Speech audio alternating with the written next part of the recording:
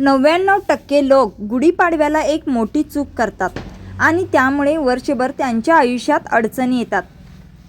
जर तुम्हाला ही सुख, समृद्धी आणि लक्ष्मी हवे असेल तर हा व्हिडिओ शेवटपर्यंत नक्की बघा, कारण आज मी तुम्हाला गुढीपाडवा 2026 ची खरी शुभ वेळ आणि काय करावे आणि काय टाळावे हे सगळं या व्हिडिओत सांगणार आहे।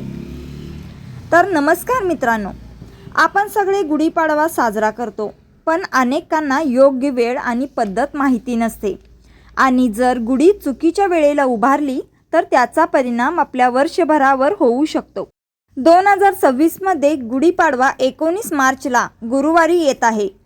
प्रतिपदा तिथी सुरू होते सकाळी 6:52 गुढी उभारण्याची सर्वात शुभ वेळ आहे सकाळी 7 ते 10:30 आणि पूजा करण्यासाठी शुभ वेळ आहे सकाळी 6:30 ते दुपारी 12 पर्यंत आहे।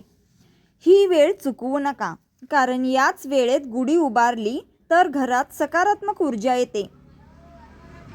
आता आपण पाहूया गुढीपाडवा का महत्त्वाचा आहे। गुढीपाडवा हा फक्त सण नाही, तर हा मराठी नववर्षाचा पहिला दिवस आहे। असं मानलं जातं की याच दिवशी ब्रह्मदेवाने सृष्टी निर्माण केली आणि प्रभू रामांनी रावणावर विजय मिळवून अयोध्येत प्रवेश केला। आता आपण पाहूया गुढी कशी उभारावी। आता बघा, गुढी कशी उभारायची।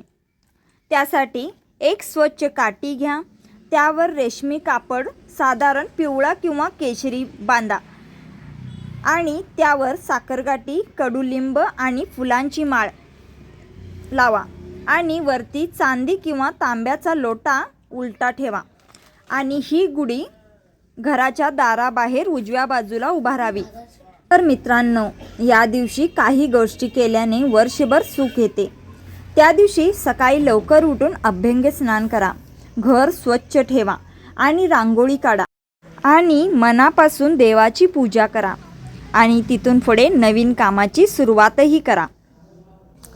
तर मित्रांनो, आता आपण पाहूया या दिवशी काय करू नये। पण मित्रांनो, लक्षात ठेवा, काही चुका कधीच करू नयेत।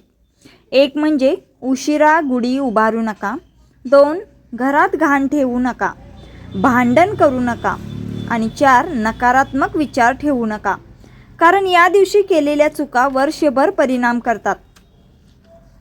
तर मित्रांनो, गुढी म्हणजे फक्त काठी नाही, ती आपल्या घरातील सुख, यश आणि विजयाचं प्रतीक आहे। म्हणून यंदा गुढीपाडवा पूर्ण श्रद्धेने आणि योग्य पद्धतीने साजरा करा। तर मित्रांनो, जर तुम्हाला हा व्हिडिओ उपयोगी वाटला असेल तर तो तुमच्या मित्रपरिवारात नक्की शेअर करा, कारण कदाचित तुमच्या एका शेअरमुळे कोणाचं तरी वर्ष बदलू शकतं। तर मित्रांनो, हा व्हिडिओ तुम्हाला जर उपयोगी वाटला असेल तर या व्हिडिओला लाईक करा आणि या चॅनलला सबस्क्राईब करायला विसरू नका। धन्यवाद।